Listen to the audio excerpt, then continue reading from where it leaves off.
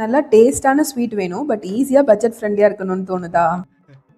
ஏர் fryer, electric குக்கர்னு update ஆகி போயிட்டு இருக்கிற இந்த காலத்துலையும் பெரும்பாலும் நம்ம வீட்டில் எந்த ஒரு செலிப்ரேஷனாக இருந்தாலும் விசேஷமாக இருந்தாலும் பண்ணி கொடுக்கக்கூடிய தவிர்க்க முடியாத sweets kesari and payasam. Of course அதெல்லாம் ட்ரெடிஷனல் ஸ்வீட்ஸ் தான், பட் இப்போ கொஞ்சம் அப்கிரேட் ஆகி டிஃப்ரெண்ட்டாக ட்ரை பண்ணுவோமா? அண்ட் உங்களுக்கு நேசமாக பாசமாக செஞ்சு கொடுக்குறவங்களுக்கும் இந்த வீடியோவை ஷேர் பண்ணி விட்டுருங்க. ஒரு பேன் இல்லை கடாயில் காய்ச்சின பால் 200 மில்லி ஆட் பண்ணிக்கலாம். அது கூடவே 150 கிராம் பால் பவுடர் சேர்த்துக்கலாம். நெக்ஸ்ட் 100 கிராம் சக்கரை சேர்த்துக்கலாம். ஸ்டவ் ஆன் பண்ணுறதுக்கு முன்னாடி கட்டிப்படாமல் விஸ்க் இல்லாட்டி ஒரு கரண்டி வச்சு நல்லா கலந்து விட்டுடலாம்.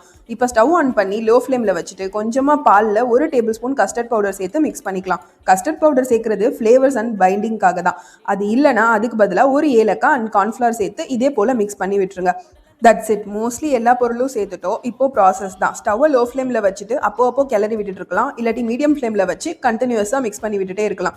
இது திக்காகி நல்லா இறுகி வரும்போது இந்த ஸ்டேஜில் 1 ஸ்பூன் நெய் சேர்த்துக்கலாம். இந்த வீடியோவில் காமிச்சிருக்கிற மாதிரி இந்த அளவுக்கு திக்கானா போதும். ஆல்மோஸ்ட் ரெடி ஆயிடுச்சு. ஃப்ளேம் ஆஃப் பண்ணிட்டு ஒரே ஒரு நிமிஷம் ஆற விட்டுட்டு பீசஸ் போட்டு என்ஜாய் பண்ணுங்க. ட்ரை பண்ணி பார்த்தீங்கன்னா எப்படி இருந்துச்சுன்னு சொல்லுங்க. மறக்காம சப்ஸ்கிரைப் டு ஃபுட்டி மீ.